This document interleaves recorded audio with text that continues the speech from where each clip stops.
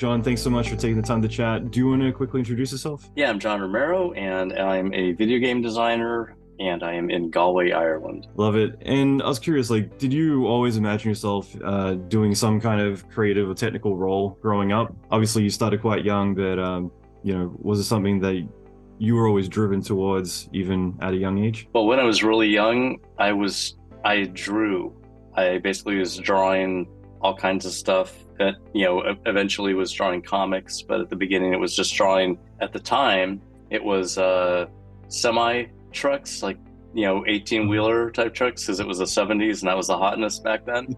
So I used to draw, just draw stuff from back then, cartoons and all that.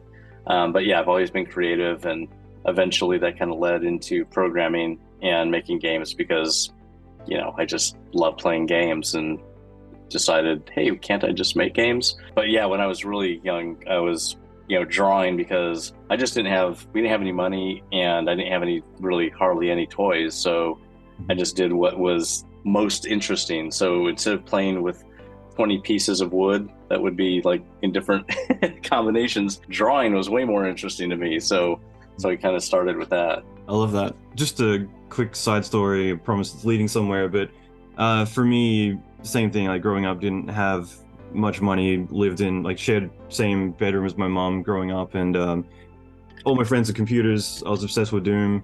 I was 11 years old, and in '93, and yeah, that was one of those things that I ended up deciding I want to buy a computer. So I sold all the artwork that I had been drawing, and hassle people on a bus stop or on a train and strangers, whoever I could, just to get $450 to buy a 386 so I could play Doom.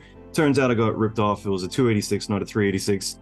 So I could only play Wolfenstein, which I was already obsessed with. But that was a bit of the catalyst for me, was getting into like deluxe paint and doing pixel by pixel artwork, just so I could replace all the maps, characters, textures inside of Wolfenstein to look more gritty and more inspired by Doom and games like that. That kind of led down a path of getting into 3D, and I think my first job was Half-Life, which was a good way to start my career, I guess. But but it was always having like those catalysts of either limitations of like, I can't do that, so I want to figure out how to do it, or just being really inspired by certain games or other genres. For you, I was just kind of curious, like, was there a catalyst for you to get into games that kind of drove you?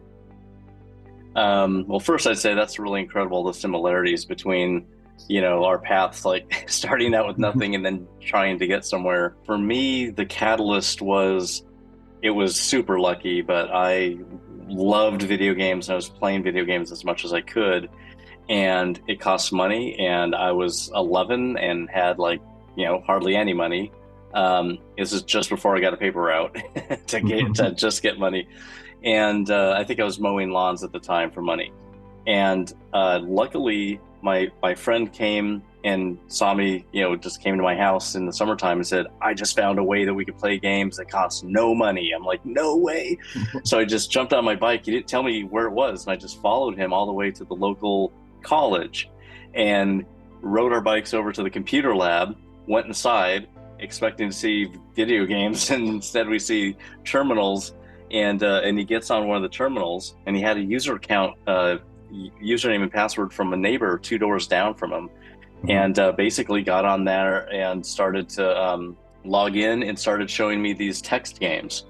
And it was like, oh, these are totally different. Like, I don't have to hurry. I can just spend my time thinking about what the next move is, like chess. And then I saw that there were some students in there, and I was like, what are they doing?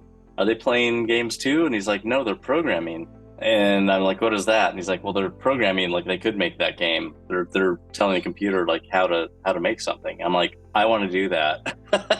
So it was like, I could make games. I could tell the computer what I want to do. So that to me was like, like a creative explosion. I already know I want to make a bunch of different games, or I would like a lot of different games to play. But the fact that you can actually create it, it is a weird, like, big bang thing that goes off in your head, like the knowledge that you could actually do that. And it was funny because to me, I never thought in my whole life, I've never thought I wouldn't be able to do something. Because to me, I'm like, well, a human did that. Why couldn't I do it? If some other human did it, I can do it. Absolutely. I just need to spend my time figuring it out. That's great. I'm curious about that too. Do you think that having that naivete sometimes pans out for the greater good, rather than overthinking everything and starting to think about the logistics up front, instead of just saying, I want to do that, how do I do it? Not, hey, that's going to be really technical. Hey, that's going to be a huge time investment. Yeah, like I didn't second guess the fact that I could do it or not. It was just like, well, obviously I can. If they can, I can. So let me figure out how do I do it. Games are made by people. I am a person. I should be able to do it just like them. I didn't care that they were in college. I didn't feel like there was a big difference. It was just like I was just on a computer typing stuff. They're typing stuff. It's just different stuff. Let me figure out what the stuff is that they're typing. You know. So yeah, in jumping into like making stuff, like when we were making, I making games during the 8-bit era on Apple IIs, or even making games together at id Software.